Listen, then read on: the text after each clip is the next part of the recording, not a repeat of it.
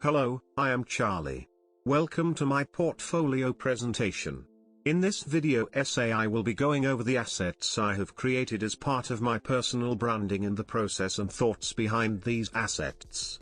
I will also be talking you through my online presence and how my assets have played a role in each website I am on. After this video I am hoping whoever views this will have a better and clearer understanding of me as an artist and the direction I want to take myself in. Here is my capstone image. It is a gothic vampire, as that is my aesthetic and work focus as an artist. I believe that it represents me well. I went with a painterly style for my capstone as opposed to my more minimalistic line work, since my capstone image will be the biggest asset displayed online that I have made, so you can see more of my detail work. I am going to show you the process of creating my capstone. I feel as if it is important to showcase this. Firstly, I started off with a rough sketch of my capstone idea. I was going to do more thumbnail variation of this idea, but I felt as if I wouldn't get anything I liked more than this idea, so I stuck with it, which felt different as I am used to making more than one iteration of a piece. After that I did my usual and went in with a smaller pencil to refine the idea, add in any other design details I missed out or wanted to try. Here you'll see I debated adding a third eye, but later I removed this detail as it didn't work well with the design, it made it too cluttered. I next added some rough colors. I knew I wanted a dark and grunge color palette, as it's what I prefer to work in and I think my work looks best in these colors. However, visually this wasn't enough. And so I added a new light source into the piece that I originally didn't plan to have. Adding the candle off the canvas was helpful since all the focus was still on the subject, but the piece was much more visually appealing and more likely to catch the attention of people viewing my profiles. In the next few images you'll see the process of refining, adding more detail, rendering and adding overlays to tie the piece together. You can see I opted for black eyes as the blue color was becoming lost value-wise. I also changed the brush type for the hair as it didn't look soft enough. The harsh brush wasn't the feeling I wanted on this piece. Next we will be going over the process for my avatar. Those who know me will know that I adore animals, especially cats. It's been a long-running joke that I'm a crazy cat man. I also have voluntary experience working with them, so it's safe to say they are a big part of who I am as a person. Now, as an artist I want to show that. I thought it would be best through my avatar, since that is what is supposed to reflect me personally.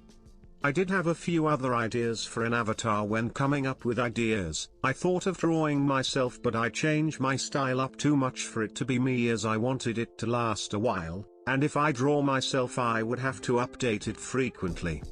When I had decided on the cat icon, I did some color passes to try figure out what would work best, and I figured out a simple black and white icon would work best, since it looks simple and is more digestible.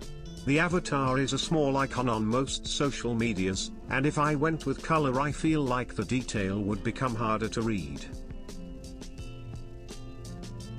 Moving on from the avatar, I would next like to talk with you about my business card. Having no previous experience with making a card, this was a learning curve for me.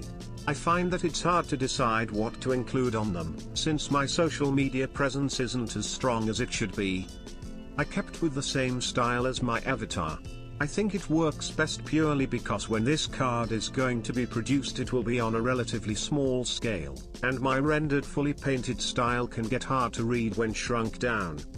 When generating ideas for my business card I wanted to take inspiration from tarot card design, and the cards I enjoy the most have celestial and death elements, so my thumbnails reflect that. From there I took two of the thumbnails and developed them further into actual designs. Looking back at how I wanted to be seen, the skeleton card suited my personal brand more, and so I stuck with that design. When deciding on what social media to include on my card, I chose the two I am most active on, Facebook and Instagram. I also included my ArtStation since it is more of a professional portfolio site of my work. Now, moving on to the second portion of my video essay, my public presence. This section will go over each of my public profiles and their importance in the way I present myself, and how each is tailored to the individual platform. Firstly, we will be taking a look at my ArtStation. On my ArtStation I have the capstone I created in my avatar, as well as my location and a bio about me. I decided to keep my bio relatively brief here. When people come to my ArtStation, it will be less about me personally and more about my work and if I am employable. An employer will not want to read on about my life story, hence why I kept it brief. The work I upload on ArtStation is a filtered down selection of my works. Only the best pieces I do end up on here. It's still relatively new, so there isn't much to see, however I hope to add more to it.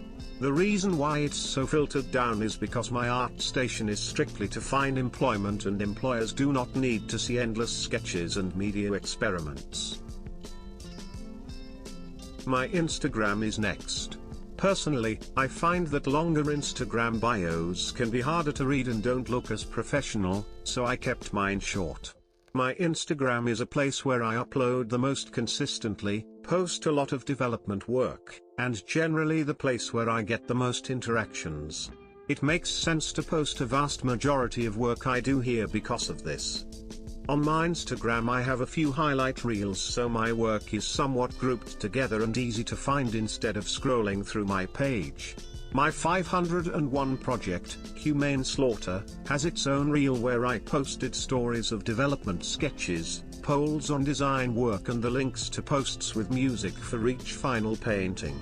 On the reels I also post more casual things and make memes out of my drawings, since my Instagram isn't supposed to be as professional as my ArtStation. Here you can see a mixture of the kinds of posts I make. There is lots of variety and experimental work here. There are also posts of my project work, all separated by color. I believe my Instagram is the best reflection of me since it's less filtered. Anything can be posted here. Up next is my Facebook. There isn't much here. I did start posting here a while ago, but since it didn't get much interaction I decided to post less there, and it became more of a place to be able to update my family and friends on my artwork. I hope that in the future I will grow more of an audience on here, as I enjoy the posting feature on there a bit more than Instagram. Like, on Facebook it doesn't crop my artwork into squares or ruin the quality too much. Here are two of my posts. As you can see, there really isn't much interaction, hence why I think it's justifiable to not post there so much. Lastly is my YouTube. It needs lots of updating as the videos are under my old branding and I haven't posted in over a year. However, I hope to change this over the summer and stay on top of it during my final year, so I included it here. I mainly would be posting speed paints before, but now I want to branch out more and post videos of me sketching and more into my process, like researching. I think it would be interesting from an outside perspective to see other artists talk about their research into projects, video blogs to see their day-to-day life as an artist with their work schedules, and more personal videos so I can understand them more. I would like to thank you for watching my video essay. Hopefully now I have made my direction as an artist clearer and my goals for the future have been established.